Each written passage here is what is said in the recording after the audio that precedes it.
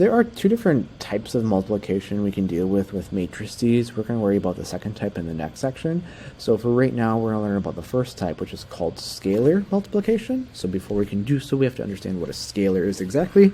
So all that a scalar is just a real number, right? So if this is your number line, like any number somewhere on there, like the square root of 3 or negative 2 pi, like any of those numbers, they're just real numbers. And so all that scalar multiplication really is just taking a real number and you multiply it with a matrix.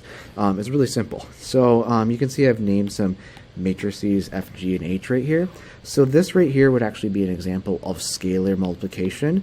So it says negative 5f, which of course means to take negative 5 times f. So what that would look like is it would look like this. You'd have your negative 5 in front, and then your matrix F is this matrix right here, because we defined it as such.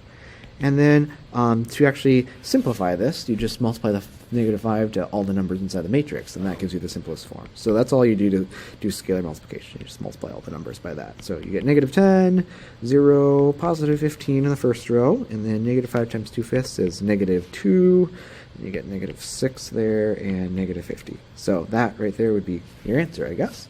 And then sometimes we may run across examples where we've got some things that we kind of need to simplify. So you've got like half h plus 2g right there. So you're going to want to take 1/2 and of course multiply it with a matrix that's called h. So do half of everything that's inside of h. And then we're also supposed to add twice of g. So we need to double everything that's inside of g there. And so we end up getting that.